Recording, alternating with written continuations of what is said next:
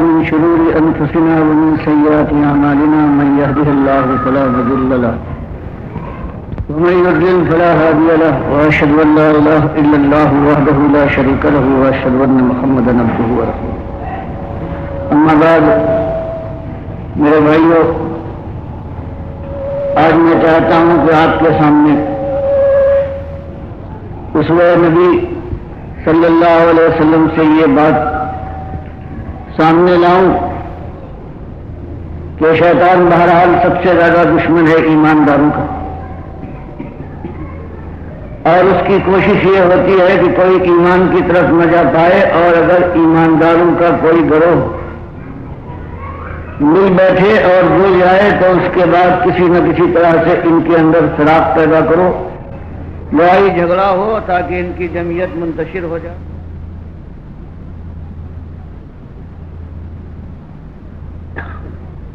تو میں اللہ کے نبی صلی اللہ علیہ وسلم کے سنت اور اسوے کے ذریعے سے کہ ایسے حالات میں کہ غلط فہمی کے موقع ہیں اور مخلصین ہیں، فداکار ہے، وہ اللہ کے نبی صلی اللہ علیہ وسلم سے ان کی ایک بات سے غلط فہمی میں مبتلا ہو جاتے ہیں۔ اللہ کے نبی صلی اللہ علیہ وسلم کو خبر دی جاتی ہے کہ معاملہ یہ ہو گیا ہے، وہ جانثار جو آپ کے اشاروں پر اپنی جان کو قربان کرنے کے لیے تیار رہتے تھے، اب ان کی زبان سے یہ باتیں نکل رہی ہیں۔ تو اللہ کے نبی صلی اللہ علیہ وسلم نے بجائے اس کے کہ وہ نبوت کے خلاف اور نبوت کی توہین سمجھتے اور جوش میں آنے کے بعد کوئی ایسا قدم اٹھاتے کہ اپنے جانثاروں کے اوپر سختی کرتے اور ان کی سارے پورے کارنامے کو پرت کر دکھاتے، اس کی کرنے کس کی بجائے بلکہ پیغمبر ہے اللہ کی زمین کے اوپر، ان سے بڑا اللہ کی نگاہ میں اور کوئی پیدا نہیں ہوا، لیکن کس تحمل کے ساتھ وہ اپنے جانثاروں کی، اپنے ساتھیوں کی، اپنے امت کے خلوص کی قدر کرتے ہیں۔ اور کیا واقعہ پیش آتا ہے، یہ فتح مکہ کے بعد کا واقعہ ہے، اس کی ابتدا دکھانے کے لیے کہ 600 برس کے بعد حضرت عیسیٰ جو توحید کا دین لے کر آئے تھے، وہ بگڑتے یہ ہو گیا تھا کہ اب حضرت عیسیٰ خود اللہ کے ساتھ شریک ٹھہرائے گئے تھے، ان کے ماننے والے ان کو اللہ کا بیٹا بناتے تھے، اور اس طرح سے ساری دنیا کے اندر کہیں بھی توحید کی بات اور ایمان کی بات نظر نہیں آتی تھی نظر کرنے والوں کو۔ اللہ کے نبی صلی اللہ علیہ وسلم نے صرف اتنی بات بیان فرمائی ہے کہ میری بعثت سے پہلے اللہ نے ساری دنیا پر نگاہ ڈالی، جو مسلم کی حدیث میں ہے، اور اس کے بعد پروردگار ساری دنیا پر ناراض ہوا، صرف چند بقایا اہل کتاب تھے جو ایمان پر قائم تھے، ان کے علاوہ مالک نے سب کے اوپر اپنی نگاہ ڈالی۔ پھر پروردگار عالم نے اللہ کے نبی صلی اللہ علیہ وسلم کو اسی فرض منصبی کے ساتھ کہ قم فانذر وربک فکبر، کہ آپ اللہ کے آخری رسول ہیں، قیامت تک کے لیے آپ کی ذمہ داری ہوگی کہ آپ اپنی روش سے وہ طرح ڈال جائے، وہ طریقہ واضح کر جائے کہ جو اللہ کے بھٹکے ہوئے لوگ بندوں کو راہ دکھانے والا طریقہ ہو، منزل سے آشنا کرنے والا طریقہ ہو۔ تو وہی اللہ کے حکم سے اور پیغمبروں کی سنت کے اوپر وہی ایک مسئلہ اٹھایا ہے، جس کے لیے مالک فرماتا ہے ہم نے انسانوں کو اسی ایک مسئلے کی آزمائش میں مبتلا کرنے کے بعد ان کا امتحان لیا ہے، اور اسی کے اوپر ان کی کامیابی ہے ہمیشہ کی یا ناکامی سے مل جائیں گے، جہنم کی آگ ان کو گھیرے گی اور ان کی جلا ڈالے گی، لیکن موت کا وہاں گزر نہیں ہے کہ سکون مل پائے۔ تو اللہ کے نبی صلی اللہ علیہ وسلم نے وہی جو قرآن کا کہنا ہے کہ اصلاح کا ایک ہی طریقہ ہے، ایک مسئلہ ہے جس کے لیے انسانیت کو آزمایا گیا ہے، اس کو انسان بھول جایا کرتا ہے، شیطان تبکیہ دیتا ہے کہ یہ کیا مسئلہ ہوا، یہ ایمان کی کیا بات تھی، یہ دنیا ہے اس کی نرنگی دیکھو، اس کی صبح شام کی رعنائیاں ہیں، یہ کام و دہن اور منہ کے مزے ہیں، یہ آنکھوں کے نظارے ہیں، یہ لباس کی زرق برق پوشاکیں ہیں، یہ سواریاں ہے، یہ ناچ و رنگ ہے، یہ حسن و جمال کے نظارے ہیں، یہ کہاں چند دنوں کی بات ہے، اس کے بعد کہاں یہ نظر آئیں گے؟ جو کر سکتے ہو آج کر لو۔ ایسی حالت میں مسئلہ ایک ہی اللہ نے بیان فرمایا اور وہی مسئلہ آپ نے اٹھایا، وہ ایمان کا مسئلہ، اور یہی بات جو اللہ فرماتا ہے کہ جب ہم نے کسی کو بھیجا ہے تو اس کو یہی ہدایت کی ہے کہ اصلاح کا ایک ہی طریقہ ہے کہ جب خرابی پیدا ہوتی ہے اللہ سے دور ہو جانے سے، مالک کو بلا دینے کے بعد انسان برباد ہوتا ہے، برباد ہوتا چلا جاتا ہے۔ یاد کرے اور پلٹے اپنے مالک کی طرف اور اپنے ایمان کو اور اپنی بندگی کو تازہ کر لے تو پھر خیر و برکت کے چشمے پھوٹ بہتے ہیں اور اللہ کی فضائیں اس کے اوپر رحمت کی بارش کرنا شروع کر دیتی ہیں۔ آپ نے اسی مسئلے کو اٹھایا ہے اپنی قوم کے اندر، جو مانتے تھے کہ آسمان کا بنانے والا اللہ ہے، ان کی زبان کا نام تھا اللہ کا، جو مانتے تھے زمین اس نے بچھائی ہے، ہوائیں وہ چلاتا ہے، سارے انتظام اس کے پاس ہے، زندگی اور موت اس کے اختیار میں ہے، وہ قوم تھی،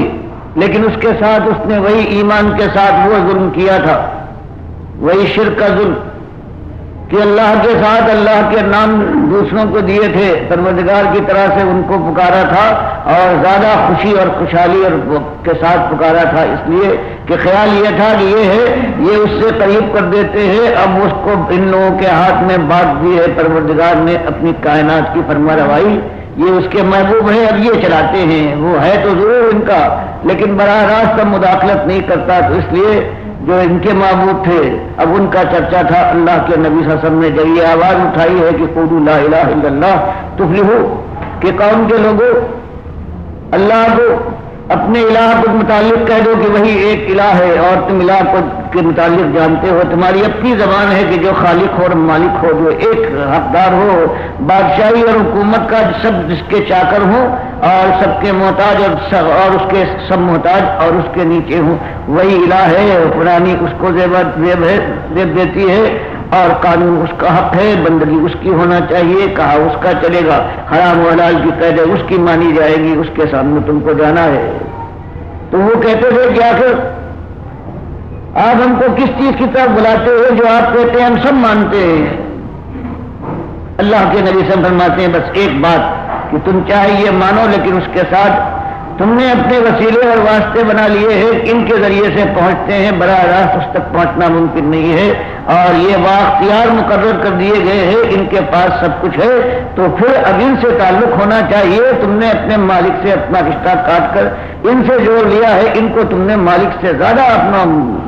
مالک سمجھ رکھا ہے، یہ شرک نہیں بلکہ اللہ تعالیٰ کے ساتھ انتہائی ظلم اور شرک کی انتہا ہے۔ اسی کے اوپر تو قیامتیں ٹوٹی ہیں، ہر طرح سے ڈرایا گیا ہے، مارا گیا ہے، نکالا گیا ہے، رشوتیں دی گئی ہیں ہر قسم کی، کہ بس یہ بات نہ کہیے، باقی آپ جو کہنے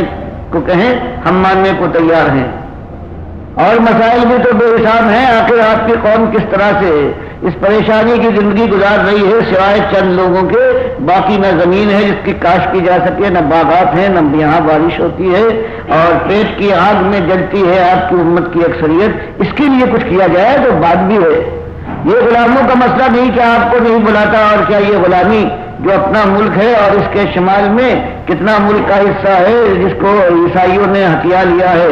اور بحرین کے علاقے کے اوپر کسرا کی حکمرانی ہے، اور جنوب کے اندر پورا یمن کا علاقہ عیسائی کالے عیسائیوں کے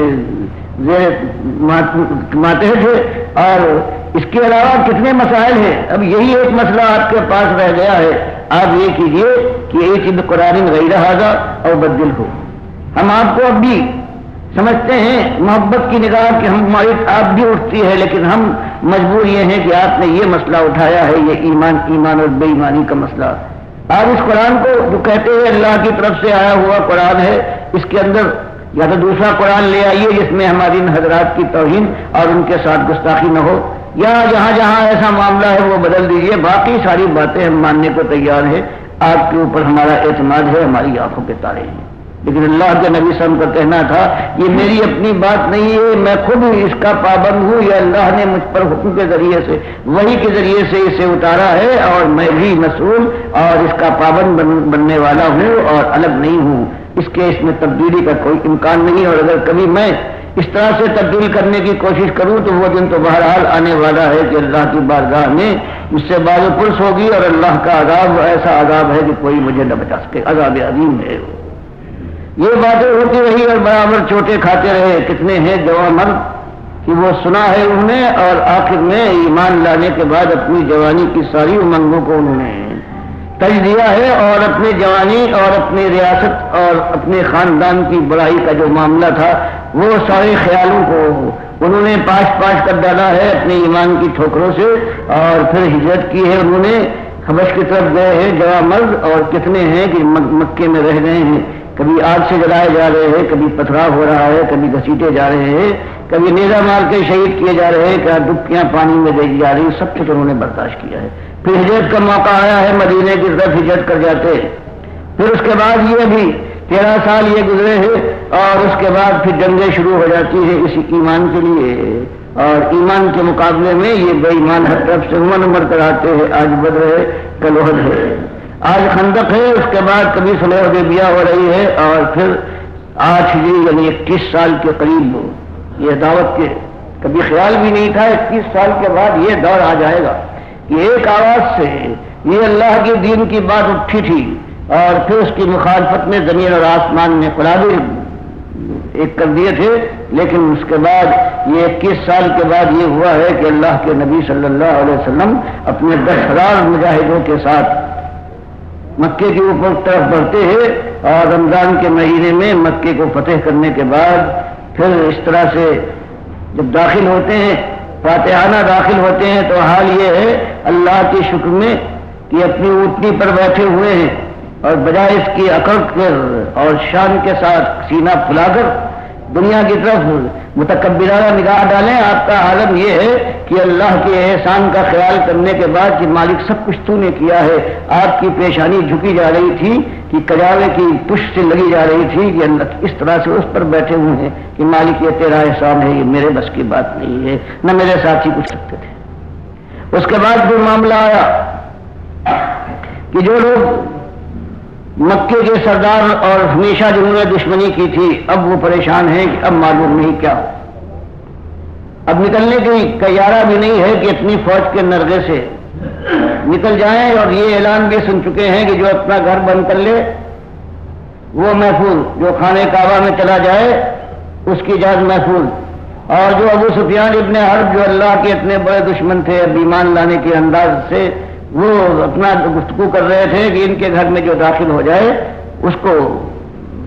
حفاظت مل گئی اور اس کی جان اور مال محفوظ ہے۔ اس کے بعد جب معائنے کے لیے جب وہ لوگ کھڑے ہوئے جو اس سے پہلے ہمیشہ دشمنی میں آگے تھے، قریش مکہ کے بڑے بڑے سردار، اور ابھی ان کو یقین نہ ہو پایا تھا، دل کے اندر خوف ضرور تھا کہ معلوم نہیں کیا ہمارے ساتھ ہو، ہے تو بڑے رحم دل بڑے خیال کرنے والے، لیکن ہم نے وہ کچھ کیا ہے کہیں انتقامی کارروائی نہ ہو۔ تو وہ پوچھتے نبی صلی اللہ علیہ وسلم ان سے کہ اب تمہارا کیا خیال ہے، تم نے جو کچھ کیا ہے، اور آج تم نے دیکھ لیا کہ اللہ نے ایمان والوں کو اپنے نبی صلی اللہ علیہ وسلم کو کامیاب کیا اور تمہاری ایک نہ چلی، اب تم کیا اپنے متعلق سوچتے ہو کہ ہم کیا تمہارے ساتھ کرنے والے ہیں؟ تم تو ہوشیار لوگ تھے، انہوں نے یہ کہا کہ ہم کو تو آپ سے یہ امید ہے کہ آپ بہترین بھتیجے ہیں اور بہترین بھائی ہیں۔ تو آپ نے کہا بالکل تم نے صحیح خیال کیا، لا تصیب علیکم یوم، جاؤ ساری پرانی چیزیں تمہارے اوپر جو لاگو آتی تھی وہ ساری کی ساری بھلا دی گئی، اب تم طلقاء ہو، اب تم کو کوئی خوف نہیں ہے، تم جا سکتے ہو، اور آزاد کر دیا ہے ان کو۔ پھر 3 ہفتے نہیں گزرے تھے کہ معلوم ہوا کہ اب آخری بازی کھیلنے کے لیے ثقیف اور حوازن کے وہ تیر انداز قبیلے جو کفر شرک میں بڑھے ہوئے تھے، جب قریش مکہ کو انہوں نے دیکھ لیا کہ اب یہ اسلام کا سیلاب نہ روک پائے ہیں، تو انہوں نے آخری بازی کھیلنے کی کوشش کی ہے اپنے بال بچوں اپنے سارے ساز و سامان کو لے کر۔ حنین کے مقام پر ہی حوازن اور ثقیف کی یہ دونوں قبیلے تھے، جنگجو اور بڑے جنگازمہ سمجھے جاتے تھے، انہوں نے آ کر مقابلہ کرنے کے لیے وہاں پر پڑاؤ ڈالا ہے۔ اللہ کے نبی صلی اللہ علیہ وسلم کو یہ خبر ہوئی ہے اور آپ ان کے مقابلے کے لیے نکلے ہیں، اور اب وہ 10,000 وہاں سے آئے تھے، 2-3 ہزار اور جو نئے مسلمان طلقاء ہوئے تھے یہ بھی اس میں شامل ہو گئے۔ اللہ کے نبی صلی اللہ علیہ وسلم جب ان کو لے کر چلے ہیں تو جو قرآن فرماتا ہے کہ بعض کے دل میں یہ خیال آیا کہ اب یہ 3000 کے قریب جمعیت بتائی جا رہی ہے ہمارے دشمنوں کی، اب یہ ہمارا کیا مقابلہ کریں گے؟ جب ہم کچھ نہیں تھے تو اس کے بعد ہم نے ان کافر اور مشرک لوگوں کی فوجوں کے منہ موڑ دیے ہیں اور ان کو ذلیل و خوار کیا ہے، اور اب تو ہماری جمعیت کا کیا حال ہے، تو اب ہمارا کون مقابل آ سکتا ہے؟ تو مالک فرماتا ہے کہ اس انداز کچھ ایسا تھا کہ اس وقت اپنی جماعت کا کچھ معاملہ زیادہ ہو گیا اور اللہ کے احسان اور اللہ کے توکل کا معاملہ اتنا سامنے نہ آیا، تو مالک قرآن میں فرماتا ہے پھر کیا ہوا؟ جب میدان میں آئے ہو 10-12 ہزار کی اس جمعیت کے ساتھ، آج کہتے ہوئے بعض لوگ تمہارے یہ کہتے تھے کہ آج ہم پر کون غالب آ سکتا ہے، ہماری جمعیت کا یہ عالم ہے، تو مالک فرماتا ہے شروع میں تم گئے ہو اور مقابلے پر جب تیر اندازوں نے ان کے بے پناہ تیر پھینکے ہیں تو یہ عالم ہوا ہے کہ تم پیٹھ دکھا کر تمہاری اکثریت جو تھی وہ میدان کو چھوڑ کر بھاگنے لگی ہے اور ان کفار مشرکین کے مقابلے میں وہ ٹھہر نہ پائی ہے، لیکن پھر ہم نے رحم فرمایا ہے تم کو تعلیم دینے کے لیے کہ سب کچھ کرنے والے ہم ہیں، ہم پر اعتماد و توکل کرنا، اپنی جمعیت، اپنے ساز و سامان اور اپنی قابلیت یا اپنی ہوشیاری کے اوپر تمہارا تکیہ نہ ہونا چاہیے۔ لیکن اللہ کے نبی صلی اللہ علیہ وسلم کا معاملہ یہ ہے، صحابہ سے پوچھا گیا کہ آپ کیا اس دن جب حوازن کے قبیلے نے تیر اندازی کی ہے اور پورا لشکر ہے پیچھے ہٹنے لگا تھا تو آپ بھی کیا پیچھے ہٹ گئے تھے؟ کہ یہ بات پوچھنے کی بجائے ایک بات سن لو کہ اللہ کے نبی صلی اللہ علیہ وسلم پیچھے نہیں ہٹے، وہ برابر آگے بڑھتے جا رہے تھے، اپنی خچر کو لگاتے ہوئے اور بڑھتے چلے جا رہے تھے، اور جو ان کے چراغ بھائی جو بدترین کے دشمن تھے ابو سفیان ابن حارث، جو ہمیشہ زندگی میں چچراغ بھائی ہوتے ہوئے اتنے قریبی ہوتے ہوئے انتہائی دشمنی کی زندگی گزاری تھی انہیں، اور جب فتح مکہ کے دن وہ چاہتے تھے کہ ملک چھوڑ کر چلے جائیں تو ان کے عزیزداروں نے کہا کہ ابو سفیان تم کس کے ساتھ یہ بدگمانی کر رہے ہو؟ اللہ کے نبی صلی اللہ علیہ وسلم ایسے ہیں کہ زندگی بھر کے اپنے دشمن کو معاف کر دیں گے اگر تم سرکشی کی بجائے ان کے پاس چلے جاؤ۔ تو وہ گئے ہیں، اپنے بیٹے کو بھی لے گئے ہیں اور سلام بھی کیا ہے، لیکن اللہ کے نبی سب ان سے اس قدر ناراض تھے، ان کی وہ دشمنی ہو رہی ہے پوری کہ آپ نے ان کی طرف التفات نہ کیا، منہ پھیر لیا۔ دوسری طرف گئے ہیں، پھر آپ ان سے منہ پھیر لیا۔ جب انہوں نے یہ حالت دیکھی مایوس ہو کر کہنے لگے کہ میں اب چھوڑ دوں گا اس ملک کو، جب نبی صلی اللہ علیہ وسلم خود میری بات مجھ پر نگاہ ڈالنا گوارا نہیں کرتے، اب میں الگ ہو جاؤں گا، اب میں دنیا کو چھوڑ دوں گا۔ تو لوگوں نے بتایا ہے تو آپ نے کہا کہ کوئی بات نہیں، معافی دی ہے۔ تو اب ان کے چند ہفتوں کے بعد ان کی آزمائش کا موقع آ گیا، تو ایسے جوان مرد تھے کہ بہت سے لوگ پیچھے ہٹ گئے ہیں، لیکن یہ آپ کی مہار پکڑے ہوئے آپ کے ساتھ تھے۔ پھر اللہ کے نبی صلی اللہ علیہ وسلم نے یہ حالت دیکھ کر اپنے چچا عباس ابن عبد المطلب کو حکم دیا کہ چچا آواز لگائیے، یہ لوگ جو واپس چلے جا رہے ہیں۔ تب انہوں نے آواز لگائی ہے یا معاشر الانصار یا معاشر المہاجرین یا اصحاب الشجرہ، کہ گروہ مہاجرین کہاں چلے اور گروہ انصار تم کہاں؟ اور اصحاب شجرہ جنہوں نے نبی صلی اللہ علیہ وسلم کے ہاتھ پر مرنے پر بیعت کی تھی سن 6 ہجری کے ذوالقعدہ کے مہینے میں، حدیبیہ کے مقام پر تم کہاں چلے؟ تو بخاری کی حدیث میں آتا ہے کہ ایک اللہ کی یہ آزمائش تھی ان کی تربیت کے لیے، اور یہ اچانک ایسا معاملہ پیش آیا تھا کہ یہ آواز اس کے کان میں پڑی ہے، وہ اس طرح سے لبیک کہتا ہوا واپس لوٹا ہے کہ جیسے کہ کوئی اونٹنی ہے، اس کا کہیں بچہ ہے وہ چیخ پڑے،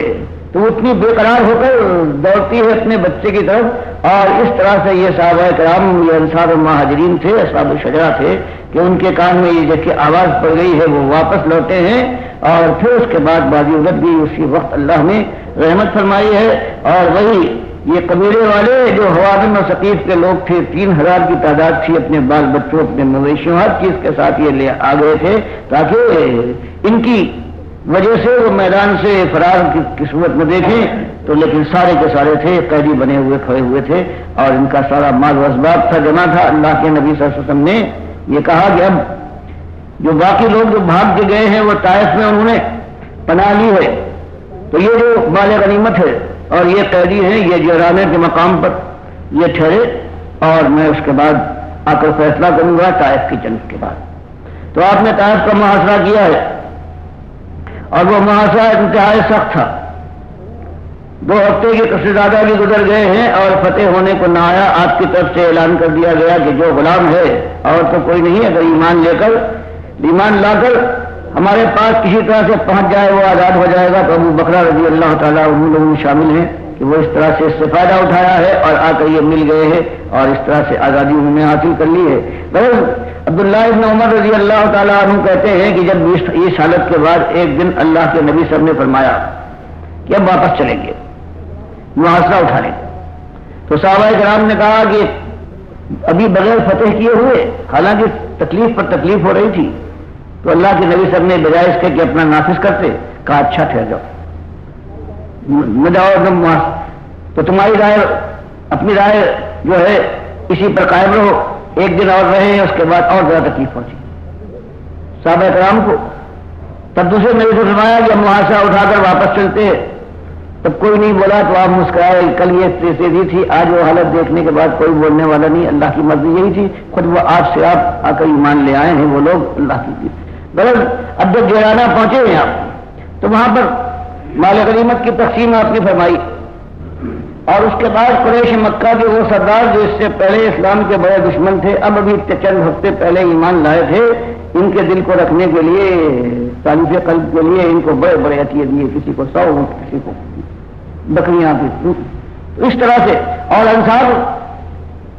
جو قریب انصار تھے یا اپنے قریب جو مہاجرین تھے ان کو آپ نے نہیں دیا۔ جس طرح سے حضرت سعد بن ابی وقاص کی بات آتی ہے کہ ایسے موقع پر آپ نے ان صاحب کو جو آپ کی نگاہ میں زیادہ مخلص تھے ان کو آپ نے نہیں دیا اور دوسرے کو نوازتے رہے۔ آخر وہ بتایا جس لیے جس کے اوپر مجھے اعتماد ہوتا ہے، جانتا ہوں اس کو یہ پیسہ اس کو نہیں روک سکتا، کسی کا دل جو ہے وہ جیتنے کے لیے، تعلیف قلب کے لیے تو کمزور لوگوں کو میں چھاٹتا ہوں۔ یہاں بھی آپ نے یہی روش اختیار کی، لیکن غلط فہمی کا موقع تھا، شیطان نے بعض نوجوانوں کے دل میں، انصار کے نوجوانوں کے دل میں یہ بات ڈالی کہ جب خون خرابے کا موقع ہو، جب جانثاری کا موقع ہو، جب سر قربان کرنے اور آپ کے گرد اپنی جانوں کا قلعہ بنانے کا موقع ہو، اس وقت تو ہم ہیں، اور اس کے بعد جو فتح ہو جائے اور دینے کا موقع آ جائے تو اس کے بعد پھر اپنی قوم زیادہ یاد رہتی ہے۔ ہوتا ہے شیطان کا موقع ہے، بہرحال ایک سے ایک مخلص ہے، اس کے دل میں کبھی ایسی بدگمانی پیدا ہو جاتی، شیطان کا تو یہ کام ہے۔ اور اس طرح سے بعض انصار کے نوجوانوں کی یہ بات ہوئی اور آپ تک یہ پہنچی۔ اب بجائے اس کے کہ آپ ان سب کو بلاتے، ایمان لائے ہو، میں رسول ہوں تمہارا اور تم نے ایسی بات کی ہے، تم مرتد ہو، تم ایسے ہو، تو اللہ کے نبی صلی اللہ علیہ وسلم کو جو مالک نے دل دیا تھا انصاف والا اور بتایا تھا کہ کونوا قوامین بالقسط شہداء للہ، اور جو آپ کی رحمت تھی، جو دل دیا تھا اپنے ساتھیوں کے ساتھ بڑی سی بڑی بات ہو جائے تو انسانیت کی کمزوری کو اور انسانی بات کو آپ پہچاننے والے تھے، بجائے اس کے کہ برا مانے۔ آپ نے کہا جمع کرو سب کو، سارے انصار کو ایک خیمے میں جمع کرنے کے بعد آپ نے خطبہ دینے کے بعد مجھ سے کہا حمد و ثنا کے بعد، کیا یثرب کے رہنے والوں، کیا تم اس بات کے اقراری نہیں ہو کہ تم آپس میں ایک دوسرے کے خون کے پیاسے اور دشمن تھے؟ اللہ نے میرے ذریعے سے تمہارے درمیان الفت ڈالی، کیا تم آپ کے گھروں کے کنارے نہیں کھڑے ہوئے تھے؟ میرے ذریعے سے اللہ تعالیٰ نے تم کو بچایا اس سے۔ ہر بات پر انصار کہتے جائیں کہ بالکل صحیح ہے، یہ آپ کا احسان ہے اللہ کا، اللہ نے آپ کے ذریعے سے ہم پر یہ احسان کیا ہے، آپ کے ذریعے سے، بالکل آپ ہر بات یوں تائید کی تو آپ نے کہا نہیں، یوں نہیں بلکہ یوں کہو، جب آپ کی قوم نے آپ کو نکالا ہے، آپ کے خون کے پیاسے ہو گئے ہیں اور کوئی آپ کا حمایتی نہیں تھا، تو ہم نے آپ کی حمایت کی، آپ کے گرد اپنی جانوں کا قلعہ بنا دیا، اور اگر تم یہ کہو گے انصار تو میں کہوں گا تم بالکل سچے تھے۔ ان انصار یہ کم ہوتے جائیں گے، دنیا تو بڑھتی جائے گی، اور سن لو اگر انصار ایک راستے پر چلے اور ساری دنیا دوسرے راستے پر جاتی ہو تو میں انصار کا ساتھ دوں گا، اور اگر کہیں ہجرت کا معاملہ نہ ہوتا تو میری خواہش یہ تھی کہ میں انصاروں میں شامل ہو جاؤں. تو میرے انصاریوں، کیا تم یہ پسند نہیں کرتے کہ دوسرے لوگ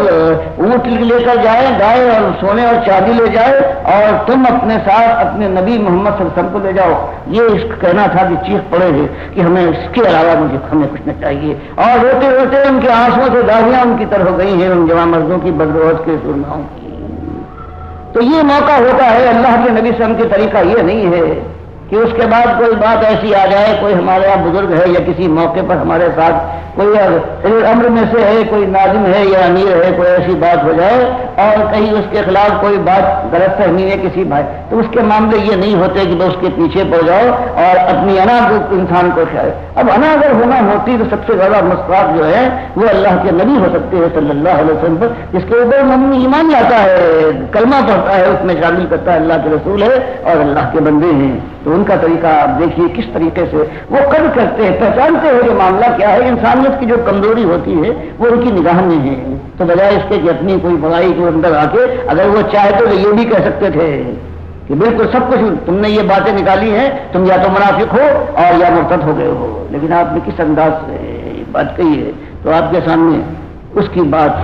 کہ جو بات آپ کرنے اٹھے ہیں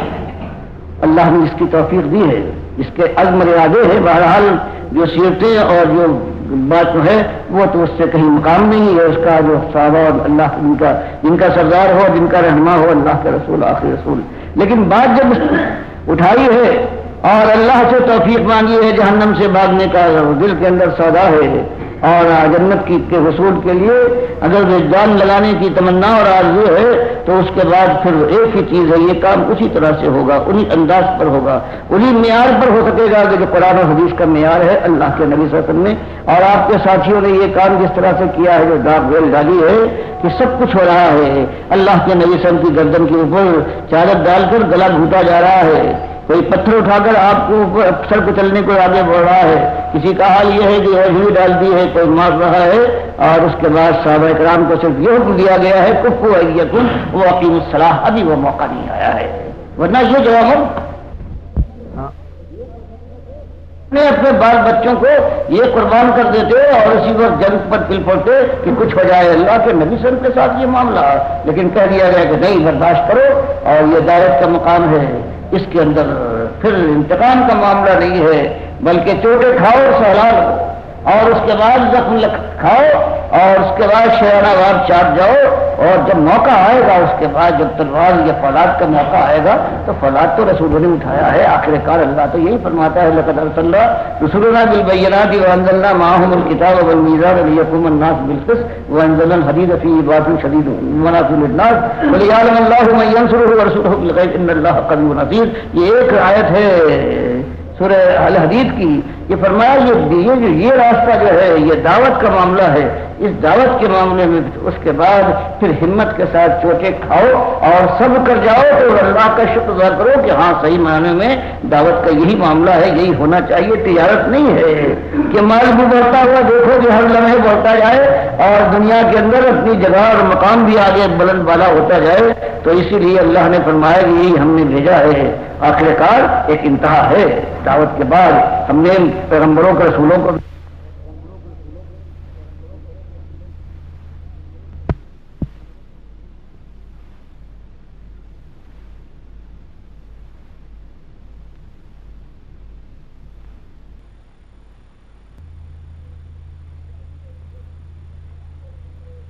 تو ہم وہ ان کو دیں گے.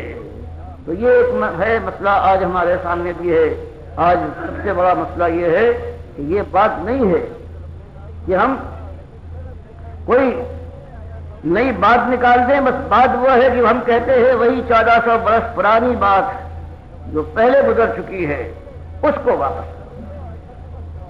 جو آج تمہارا نظام جس دین کو تم لے کر چلے ہو یہ دین ہے، یہ شیطان کا دین ہے. یہ اللہ کے رسول صلی اللہ علیہ وسلم کے اوپر یہ دین نازل نہیں ہوا. یہ تصوف کا تمہارا معاملہ، یہ تمہارے عقائد ہے، یہ تمہارے ولی اللہوں کا جو معیار ہے، جو اللہ کے دشمن اور طاغوت کو تم نے سر پر چڑھا رکھا ہے. اللہ کی کتاب کو تم نے فتح کچھ ڈالا ہے قوم کے لوگوں. اللہ کے نبی صلی اللہ علیہ وسلم کی سنت سے تم بریزہ ہو اور تم نے ان کو بنا لیا ہے. یہ طاغوت ان سے چھٹکارا حاصل کرو اور اللہ کے بندے بن کر خاموشی کے ساتھ اللہ کے سامنے سر جھکا کر اور خاکساری اور فروتنی کے ساتھ اللہ کی راہ میں پہلے خود مومن بنو اور اپنی زندگی سے اللہ کی بندگی کا حق ادا کرنے کی کوشش کرو، اس دنیا کو ہوشیار کرو، بلاؤ ڈراؤ اس کو آگ سے، اور پھر سنت نبوی کا جامع پہن کر وہی عبادات ہوں، وہی شغف ہو اللہ کی بندگی کے اندر، وہی انداز ہو اور وہی ہو خلوص اور ریاکاری اور شہرت پسندی اور دنیا جو آج باہر کھولے ہوئے ہر ایک کو مائل کر رہی ہے، اس سے ہوشیار ہو۔ تب کہیں جانے کے بعد آج کا جو معاملہ ہے جس طرح سے بیٹھے ہیں ہم اور آپ، پھر اس کے بعد پھر اللہ فرماتا ہے اگر یہ کام کر لو گے تو چند دنوں کی بات ہے، کچھ دن گزریں گے، کچھ راتیں بیتیں گی، اور اس کے بعد پھر اللہ سوری موزونہ، پھر اس کے بعد ہمیشہ کے لیے سونے چاندی کے سرور پر تختوں کے اوپر اور اس پر بیٹھو گے موزونہ، جو جلاؤ سونے اور چاندی اور ہیرے و جہاز سے مرصع ہوں گے، متقین علیہ متقابلین، آمنے سامنے بیٹھیں گے، تکیہ لگا کر بیٹھیں گے، یہ شہزادے ہیں جنت کے وارث بنے کہ تو بولے ولدان محمد،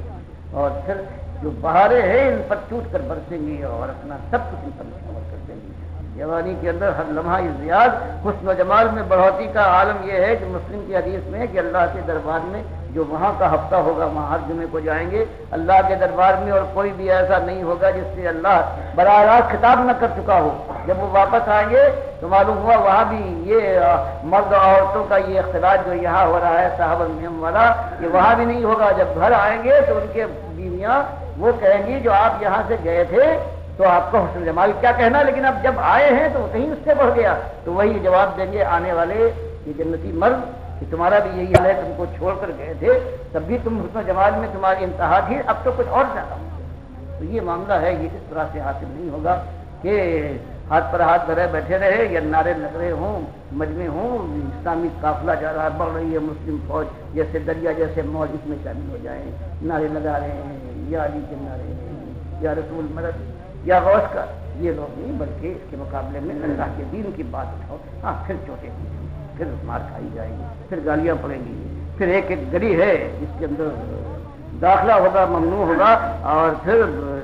زندہ کے دروازے کھلیں گے اور پھر پھانسیاں ہیں جو کھڑی کی جائیں گی۔ اللہ اس کو توفیق دے، مالک آزمائش میں ڈالے۔ اسی لیے اللہ نے فرمایا کہ یہ اللہ کے بندے ہیں، یہ ان کو چاہیے بھی، یہ ہے بھی مخلص، اور ان کو چاہیے ہمیشہ کی دعا کرتے ہیں ربنا لا تؤاخذنا ان نسينا واخطأنا ربنا ولا تحمل علينا اصرا كما حملته على الذين من قبلنا ربنا ولا تحملنا ما لا طاقة لنا واعف عنا واغفر لنا وارحمنا انت مولانا فانصرنا على القوم الكافرين۔ یہی کہ اپنی خطاؤں کے اوپر اللہ سے جا کر معافی مانگے، کسی شان کے ساتھ کہ ہم مقابلہ کریں گے، آزمائش میں پورے اتریں گے، نہیں، اللہ سے آزمائشوں سے پناہ مانگو۔ ہاں یہ دعا کرو اگر اللہ کی مشیت یہی ہے تو مالک ثابت قدم رکھے، پروردگار ایسا بار جیسے پہلو پر ڈالا تھا ان کی بات اور تھی، مالک ہم نہ سہار پائے گے، باقی پروردگار تیری مشیت میں ہم مداخلت نہیں کر سکتے، اگر تو اس آزمائش میں کسی ہم میں سے کسی کو ڈالے تو مالک ثابت قدم رکھنا، آخر کار ایمان کا بول بالا ہو اور یہ کافر ہمیشہ کے لیے نیست نابود ہو جائیں۔ یہی اپنی بھی دعا ہے، یہی آپ سے درخواست ہے کہ اپنے مالک کو نہ بھولیے گا۔ جب حضرت معاذ بن جبل جانے لگے، جن سے نبی صاحب فرماتے ہیں کہ اللہ کی کہ میں تم سے لا احبک، میں تم سے محبت کرتا ہوں، اس طرح سے اپنے جوان ساتھی کا ہاتھ پکڑ کے کہتے ہیں، جب ان کو بھیج رہے ہیں یمن اور کہتے ہیں ہو سکتا ہے کہ معاذ بعد کو آؤ اور ایسے وقت آؤ جب کہ میں موجود نہ ہوں، وفات پا چکا ہوں، تو ان کی آنکھوں میں اس خیال سے آنسو امن آتے ہیں، تو کہتے ہیں پرواہ نہ کرو، یہ میں ہمیشہ کے لیے تو نہیں آیا ہوں، تو بس ایک بات یاد رکھو کہ ان اولى الناس بالمتقون من كانوا حسنا، میرے ساتھ ہمیشہ کی زندگی میں مجھ سے قریب تر وہی اللہ سے ڈرنے والے متقی ہے، وہ کہیں پر ہوں، کہیں کے رہنے والے ہوں، کہیں سے آئے ہیں، وہ سب میرے اصلی چیز ہے۔ یہ ایمان اور تقوی ذمہ داری کو محسوس کیجیے قبل اس کے کہ آنکھیں پتھرا کر جو ہے، اور یہ ہاتھ جو طاقتور صحیح جو گرم سیال خون جن کے اندر حرکت کر رہا ہے، یہ سینے سے دھڑک جائے تو انسان روک نہ پائے، اس سے پہلے کہ اللہ تعالیٰ کا فرشتہ آ جائے اور بیان بتانے کے لیے کہ جہنم کے وارث بنو گے یا جنت کی بادشاہی کے تاجدار، اس سے پہلے آج موقع ہے کہ اللہ سے آؤ کہ مل کر توبہ کرے پروردگار سے،